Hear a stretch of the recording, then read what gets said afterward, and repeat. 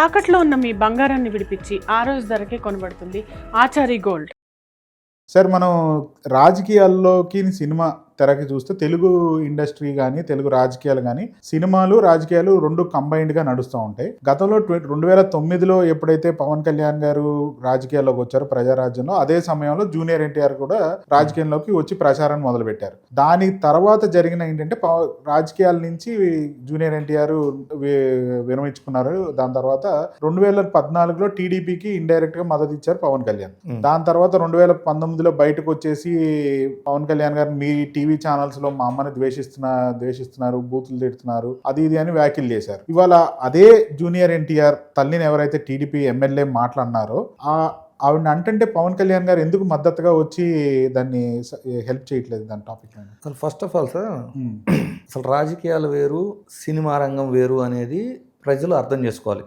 మీరు అభిమానం ఉంటే డెఫినెట్లీ, ఇప్పుడు సినిమాలు చూడటం తప్పని ఎవరు చెప్పరు, అభిమానించడం వేరు, వాళ్ళ నటనను అభిమానించి రిలీజ్ రోజు చూడాలు, ఆ క్రేజు అదంతా ప్రపంచవ్యాప్తంగా ఉంది సార్. ఇదేమి కొంతమంది ఏంటంటే సౌత్ ఇండియాలో ఎక్కువ అది చెప్తారు కదా, మీకు వరల్డ్ వైడ్ మీరు హాలీవుడ్ కూడా తీసుకోండి, ఆ ఫ్యాను అనేది ఉంటుంది, ఫ్యాన్ బేస్ అనేది. ఆ ఫ్యాన్ బేస్ను బట్టి వీళ్ళకి రెమ్యునరేషన్స్ ఉంటాయి. అంటే వాళ్ళకి ఎంతమంది ఎక్కువ ఫ్యాన్స్ ఉంటే గ్యారంటీగా వాళ్ళు వచ్చి థియేటర్కి చూస్తారు కాబట్టి దాన్ని బేస్ చేసి వీళ్ళకి రెమ్యునరేషన్ ఇంత గ్యారంటీగా పుల్ చేయగలడు కలెక్షన్స్ అనే దాన్ని బేస్ చేసి వీళ్ళ రెమ్యునరేషన్స్ ఉంటాయి. అయితే ఆ ఫ్యాన్స్ పాయింట్ ఆఫ్ వ్యూలో వాళ్ళకన్నా వీళ్ళు న్యాయం చేస్తున్నారా? రాజకీయాల గురించి తర్వాత మాట్లాడదాం. ఇప్పుడు పవన్ కళ్యాణ్ గారి విషయం ఫస్ట్ తీసుకుందాం.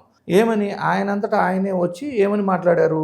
ఈ టీడీపీ వాళ్ళు వాళ్ళకి సపోర్టివ్గా ఉండే టీడీపీకి మద్దతు ఇచ్చే ఛానల్స్ పేర్లు కూడా చెప్పారు వాళ్ళు అప్పట్లో. ఆయనే పర్టికులర్గా ఛానల్స్ పేర్లు కూడా చెప్పి, ఈ ఛానల్స్లో మా అమ్మగారిని తిట్టిస్తున్నారు, నేను స్వచ్ఛందంగా వాళ్ళ గెలుపుకి నేను హెల్ప్ చేసి 2014లో వాళ్ళకి మద్దతు ఇచ్చి హెల్ప్ చేస్తే మా తల్లిని తిట్టిస్తున్నారు మీడియాలో అని చాలా వైల్డ్ ఎలిగేషన్ ఇది చేస్తే, ఇప్పుడు ఇంతవరకు అందరికీ తెలిసిన సబ్జెక్ట్ కదా. చేసిన తర్వాత ఏం జరిగింది? పాపం అభిమానులు నిరసనలు చేశారు, ఒక మీడియా ఛానల్ మీద దాడికి కూడా వెళ్ళిపోయారు, దాడి చేయడానికి ట్రై చేశారు. అంటే అభిమానులకున్న పౌరుషం వీళ్ళకుందా? ఇప్పుడు నా క్వశ్చన్ ఏంటంటే, అభిమానులకున్న పౌరుషం వీళ్ళకుంటుందా? ఆ తర్వాత ఏం జరిగింది? మీరు సీక్వెన్సివ్గా చూసుకుంటే, ఇప్పుడు ఎలిగేషన్ ఏ పార్టీ మీద అయితే చేశావో ఆ పార్టీ ఏదన్నా తప్పు వీళ్ళు చేశారు అని ఎవరి మీదన్నా చర్యలు తీసుకున్నట్టు ఇప్పటిదాకా ఏమన్నా ఉందా? అంటే ఇది జరిగి ఆల్మోస్ట్ 6-7 ఏళ్ళు అయిపోయింది. ఈ 6-7 ఏళ్ళగా ఈ ఎలిగేషన్కి సంబంధించి ఏమైనా చర్యలు తీసుకున్నారా? తీసుకోవాలా? అంటే ఏంటి? టీడీపీ పార్టీ సమర్థిస్తున్నట్ల, ఆ విధంగా మాట్లాడి ఇవ్వటాన్ని సమర్థించినట్ట, వ్యతిరేకించినట్ల. కానీ తల్లిని తిట్టారు అని అంత వైల్డ్ ఎలిగేషన్ చేస్తే, మా అభిమాన నటుడి తల్లిని ఇలా అంటారా అని అభిమానులు అంతా రోడ్లెక్కి చేస్తే, అదే పార్టీకి మద్దతుగా ఈరోజు కూటమిలో ఉండారు. అంటే దీన్ని ఏ విధంగా తీసుకుంటారు అభిమానులు? సరే, ఇది పవన్ కళ్యాణ్ గారి ఇష్యూ అనుకుందాం సార్. మళ్ళీ 5-6 సంవత్సరాల తర్వాత ఇప్పుడు జూనియర్ ఎన్టీఆర్ విషయంలో ఏం జరిగింది? మళ్ళీ ఇదే తరహా వ్యవహారం. అంటే ఏంటి? పవన్ కళ్యాణ్ గారి తల్లిని ఏ విధంగా అయితే హ్యూమిలేట్ చేశారో, ఇప్పుడు మళ్ళీ అనంతపురం ఎమ్మెల్యే గారు ఇది ఆరోపణ అనొచ్చు, ఏదైనా అనుకోండి, ఒక ఆడియో అయితే లీక్ అయింది. ఆయన 4 గోళ్ల మధ్య క్షమాపణలు చెప్పడం, ఇప్పటికి కూడా జూనియర్ ఎన్టీఆర్ అభిమాన సంఘాలు రోడ్లెక్కి నిరసనలు తెలుపుతూనే ఉండి, అలా అని జూనియర్ ఎన్టీఆర్ గారు నా తల్లిని ఇలా అన్నారు అంటే వాళ్ళ అభిమానులకున్న పౌరుషం అన్నా ఈ నటులకు ఉంటుందా అనేది నా క్వశ్చన్. ఇప్పుడు ఈ రెండు ఇన్సిడెంట్స్లో కూడా నిందించబడిన పార్టీ ఏంటి? ఎవరు ఈ తప్పు చేశారు అని, తమ తల్లిని తిట్టారు అని వీళ్ళు మాట్లాడుతుంది 2 సార్లు కూడా టీడీపీ పార్టీయే కదా.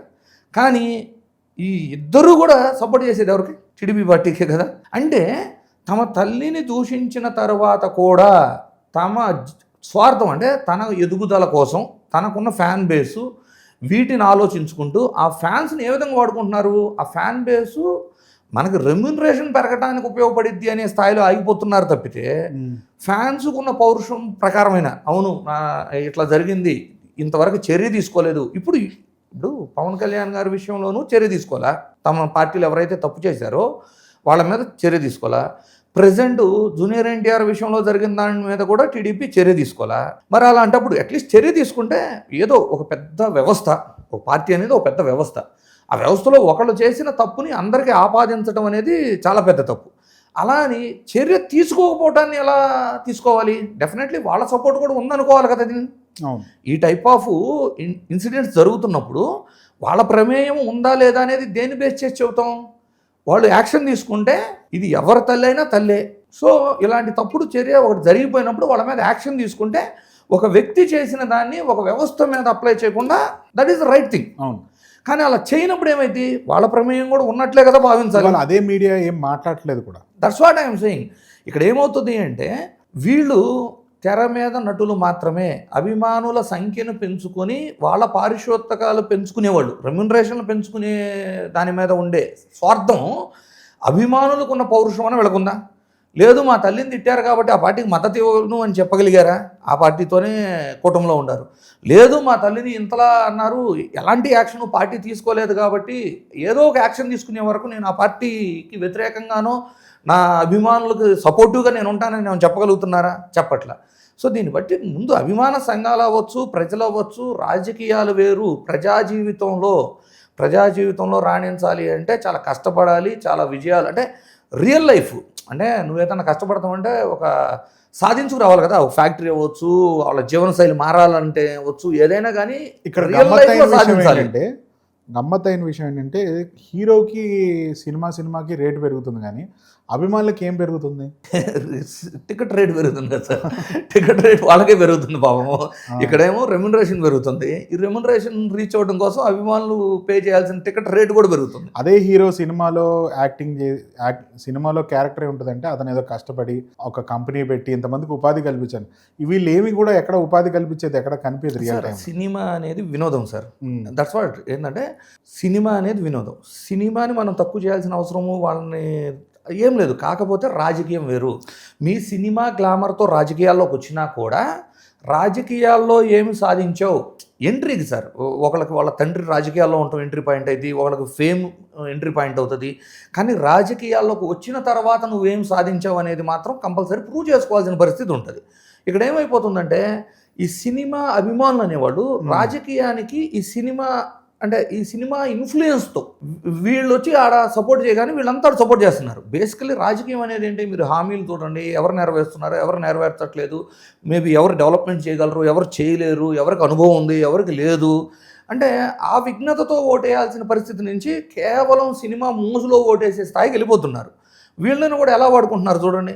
ఎలక్షన్ వస్తే ప్రచారాలకు కూడా సినిమా ఆర్టిస్టులను తెచ్చుకొని వీళ్ళతో ఇప్పుడు మొన్న మీరు ఎలక్షన్స్లో చూస్తుంటారు, చివరికి జబర్దస్త్ ఆర్టిస్టులు కూడా వచ్చి దీన్ని ఫేమస్ చేసేస్తాం అది ఇది అని చాలా చెప్పేసి వెళ్ళిపోయారు. ఎక్కడ ఉంటారు వాళ్ళు? కేవలం ఆ రోజు అక్కడికి వచ్చి ప్రచారం చేయడానికి కూడా ఆ రోజు రెమ్యునరేషన్ తీసుకునే వ్యక్తులు. అది ప్రజలకు అర్థం కావాలి, వీళ్ళు కేవలం నటులు మాత్రమే అని. ఇందులో ఇంకొక విషయం సార్, ఇప్పుడు జూనియర్ ఎన్టీఆర్కో నేను పవన్ కళ్యాణ్ వీళ్ళిద్దరే కాదు, ఇప్పుడు అల్లు అర్జున్ విషయం కూడా మాట్లాడుకోవచ్చు. ఇప్పుడు అల్లు అర్జున్ని వెళ్ళి తన ఫ్రెండ్కి ఓటేయమని అడిగారు కానీ వైఎస్ఆర్సీపీకి మద్దతు అని ఎక్కడ చెప్పారా? లేదు. జగన్మోహన్ రెడ్డి గారి పాలన బాగుందని ఎక్కడ స్టేట్మెంట్ ఇచ్చారా? కేవలం తన స్నేహితుడిని గెలిపించమని అడిగారు. ఫ్యాన్ మీద ఓటేయమని కూడా అడగల. కానీ ఇక్కడ ఇటు కూడా అంటే ఇప్పుడు సినిమా నుంచి రాజకీయాలకు ఎలా ఇన్ఫ్లుయెన్స్ ఉందో రాజకీయాల నుంచి సినిమాల మీద కూడా అంతే ఇన్ఫ్లుయెన్స్ ఉంది. ఈ రెండు వేరువేరుగా చూసుకోవాలి. ఇప్పుడు రాజకీయాలకు ఇన్ఫ్లుయెన్స్ ఎలా ఉంది? పుష్ప 2 సినిమా తీసుకుంటే వైఎస్ఆర్సీపీ అభిమానులంతా కూడా వాళ్ళ భుజాల మీద వేసుకొని పుష్ప 2ని ప్రమోట్ చేసి మరీ చేశారు. అలానే ఎప్పుడన్నా అల్లు అర్జున్ చెప్పారా వైఎస్ఆర్సీపీకి ఓటేయమని కానీ, ఫ్యాన్ గుర్తు మీద ఓటేయమని కానీ, జగన్ గారి గురించి పాజిటివ్ స్టేట్మెంట్ కానీ ఏమి ఇవ్వలా. కేవలం నా మిత్రుడికి ఓటేయండి అని అడిగారు.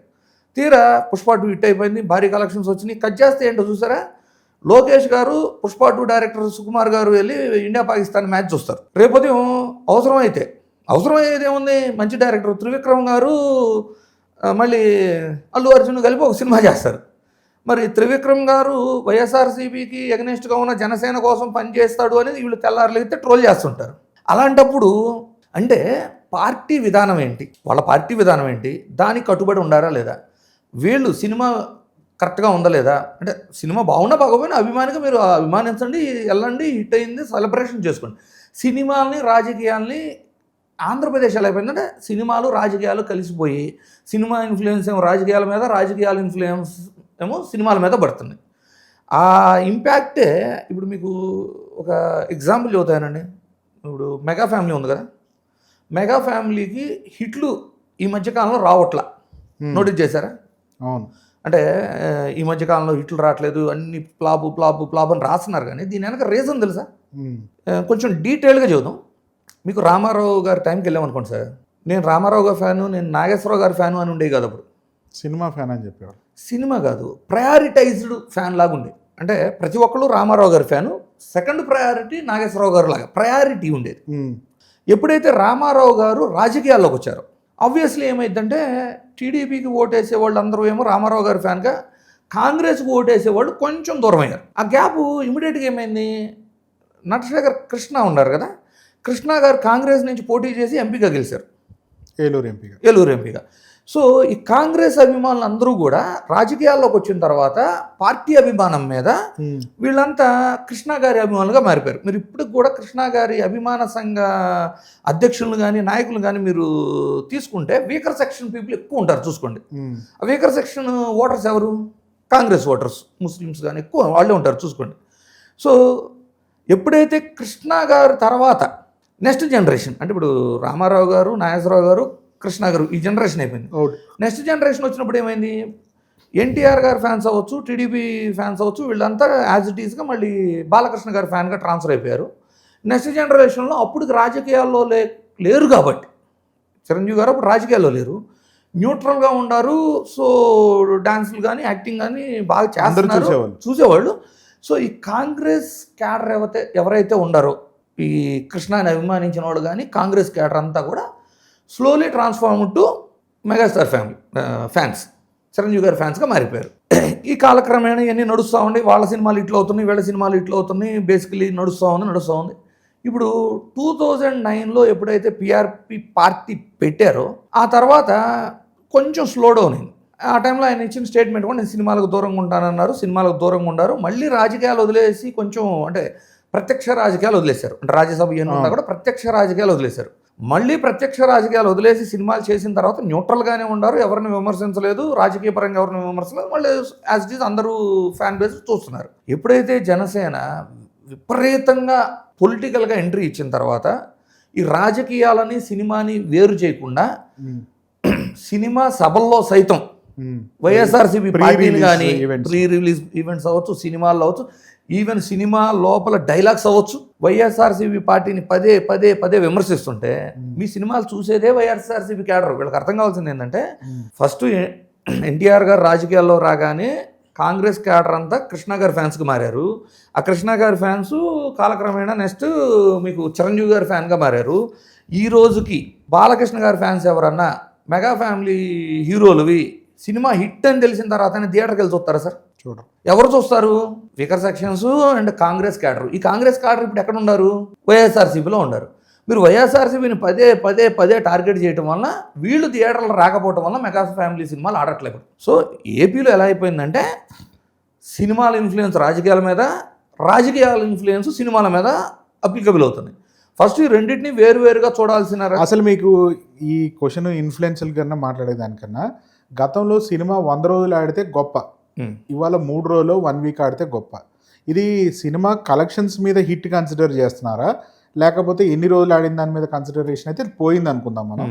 ఈ కలెక్షన్స్ కూడా టికెట్లు రేటు పెంచి ప్రభుత్వాల దగ్గరికి వెళ్ళి స్పెషల్ రికమెండేషన్స్ ఇచ్చుకుని రేట్లు పెంచాలని తీసుకుని స్పెషల్ షోస్ ఒకే రోజు ఒక థియేటర్లో 10 షోలు వేసుకుంటాం, ఇట్లాంటివి జరుగుతూ ఉన్నాయి కదా. ఇవన్నీ ఎట్లా? వీటిలో రెండు వ్యూస్ ఉన్నాయి సార్. ఇప్పుడు ప్రొడ్యూసర్ పాయింట్ ఆఫ్ వ్యూ చూస్తే పైరసీ పెరిగిపోయింది. పైరసీని కంట్రోల్ చేసే పరిస్థితిలో ప్రజెంట్ సిస్టమ్ ఇంకా జనరేట్ అవ్వలేదు.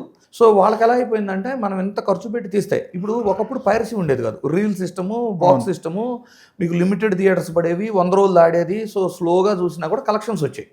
ఇప్పుడు పైరసీ వచ్చిన తర్వాత ఏమైంది, ఈ మూవీ రీల్స్ అవ్వచ్చు, ఐ బొమ్మ అవ్వచ్చు, మార్నింగ్ షో మీరు బెనిఫిట్ షో కంప్లీట్ అయిపోయి నెక్స్ట్ షో పడే టైంకి మీకు థియేటర్ ప్రింట్ మంచి హెచ్డి క్వాలిటీలో ఆన్లైన్లో ఫ్రీ ఆఫ్ కాస్ట్ పెట్టేస్తున్నాడు. అసలు ప్రజల్లోనే ఈ అవగాహన రావాలి అక్కడ చూడకూడదు అనేది, అది ఇంపార్టెంట్ కదా. అది చూడకుండా ఉండాలి అంటే ఏం చేయాలి అనేది ఒక యాక్షన్ ప్లాన్ ఉంది, వాళ్ళు చేయలే. అందుకే ఇప్పుడు చాలా క్రిసిస్ ఫేస్ చేస్తుంది సినిమా ఇండస్ట్రీ. ఎలా అంటే వీళ్ళేం ఆలోచించారు, కరోనా 2 సంవత్సరాలు థియేటర్లు మూతపడిపోయి ఉండి అంటే సినిమాలు లేవు. ఆ టైంలో సడన్గా థియేటర్లకి కరోనా వలన జనం రావట్లేదు కాబట్టి వచ్చిన వాళ్ళ దగ్గరే మనం వసూలు చేయాలనుకున్నారు.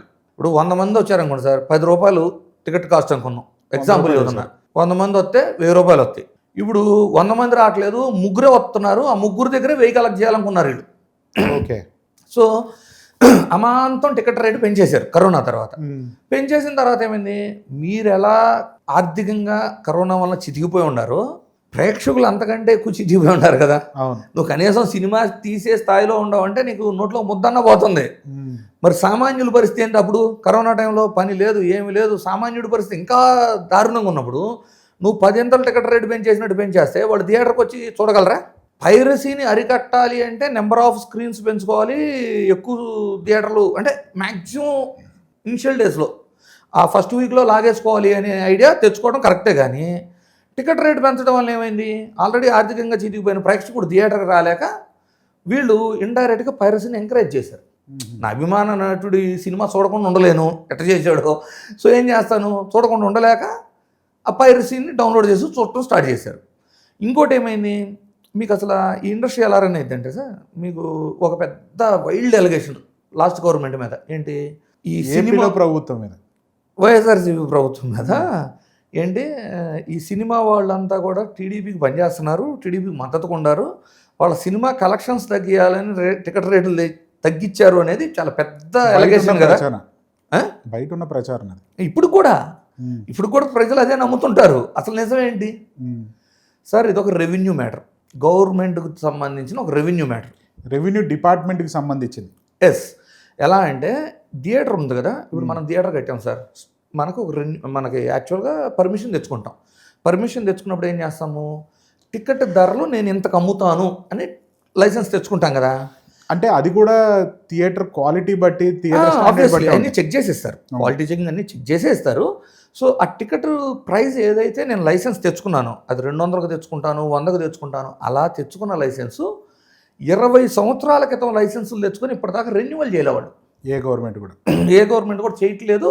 కొత్తగా థియేటర్ కడితే వాళ్ళు అప్ టు డేట్ ఉంటున్నారు, కానీ పాత థియేటర్ వాళ్ళు ఎవరు కూడా రెన్యువల్ చేసుకోవాలి. సో రెన్యువల్ చేసుకున్నప్పుడు వాళ్ళకున్న పర్మిషన్ ఎంత తెలుసా, 10 రూపాయలు, 30 రూపాయలు, 50 రూపాయలు.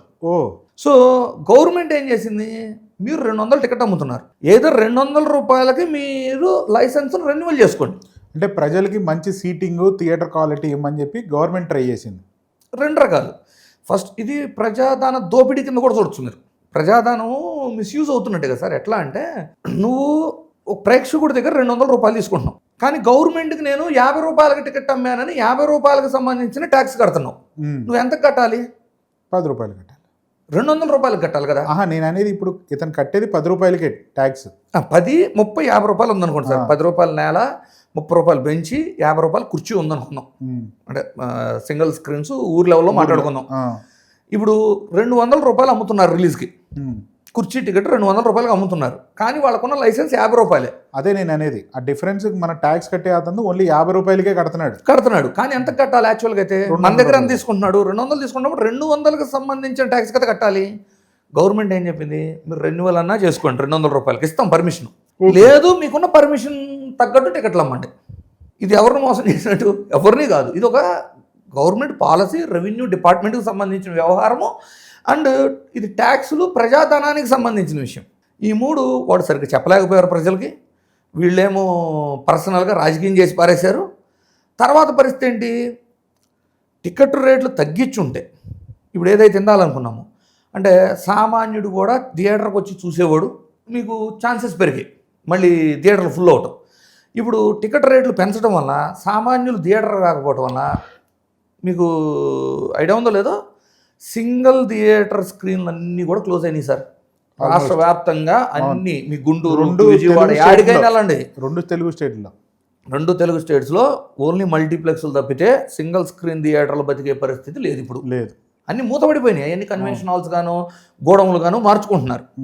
ఇప్పుడు ఎంతమంది, ఇప్పుడు వీళ్ళు మాట్లాడితే సినీ కార్మికుల కోసం అది ఇదని పెద్ద పెద్ద స్టేట్మెంట్లు ఎత్తారు కదా. మీ సినిమా మీద బతికే వాళ్ళేగా వాళ్ళు కూడా. థియేటర్ కట్టిన వాళ్ళు, లీజ్ తీసుకునేవాళ్ళు, డిస్ట్రిబ్యూటర్, ఎగ్జిబ్యూటర్ అవ్వచ్చు, చివరికి అందులో సైకిల్ స్టాండ్ అవ్వచ్చు, లేదు క్యాంటీన్ అవ్వచ్చు. ఒకప్పుడు చిరంజీవి గారు ఒక స్టేట్మెంట్ ఇచ్చేవారు, మీరు డబ్బింగ్ సినిమాలో లేదు అంటే మంచి, అంటే ఆపత్ బాంధవుడు లాంటి సినిమాలు చేయొచ్చు కదా సార్, మంచి ఫేమ్ వచ్చింది అంటే ఎప్పుడో నా సినిమా సంవత్సరానికి ఒకటో రెండో వస్తే సైకిల్ స్టాండర్డ్ కూడా నా సినిమా మీద డిపెండ్ అయి ఉంటారు. సో నేను కమర్షియల్ సినిమాలు తీసినంత వరకే వాళ్ళంతా బతుకుతారని పెద్ద స్టేట్మెంట్ ఇది, చాలా గొప్ప విషయం అది. అలాంటిది ఈ రోజు ఎలా ఆలోచిస్తున్నారు వీళ్ళంతా? వాళ్ళ రెమ్యూనరేషన్ వరకు వాళ్ళు ప్లాన్ చేసుకొని టికెట్ ధరలు పెంచేసి చివరికి సింగిల్ స్క్రీన్ థియేటర్లన్నీ మూతపడిపోతే ఇక్కడ సినీ కార్మికులు సినిమా మీద డిపెండ్ అయిన వాళ్ళు ఎవరికి నష్టం కలగల. వీళ్ళు ఇప్పుడు ఏం మాట్లాడరు. నెక్స్ట్ సినిమాలో ఇప్పుడు టికెట్ ధరలు తగ్గించారు, అదే జగన్ గారు తగ్గించారు కదా, ఇప్పుడు పెంచడం వల్ల ఇంత నష్టం జరిగింది కదా, తగ్గించడం మంచిదని ఒక్కళ్ళైనా స్టేట్మెంట్ ఇవ్వగలరా? ఇవ్వరు. నెక్స్ట్ రీసెంట్గా చూడండి, అరహర వీరమలు సినిమా వచ్చినప్పుడు ఎగ్జిబిటర్స్ అంతా మేము ఈ సినిమా ఏమో మాకు షేర్ ఇస్తే వేస్తామన్నారు. చాలా రోజులు గొడవ నడిచిందిగా. ఇప్పుడు అధికారంలో ఉంది ఎవరు సార్? ఇప్పుడు కూడా నిన్న ఏమంటారు, మంత్రి కూడా జనసేన అతనే, ఆ డిపార్ట్మెంట్ మంత్రి జనసేన, రూలింగ్లో ఉంది వీరే. ఇప్పుడు కూడా నిన్నేంటి వైఎస్ఆర్సీపీ వాళ్ళు ఇదంతా చేపిస్తున్నారు. వైఎస్ఆర్సీపీ కాదు సార్, బేసికల్లీ ఎట్లా ఉంటుందంటే ఎగ్జిబిటర్ ఉంటాడా అంటే థియేటర్ ఓనర్ సార్.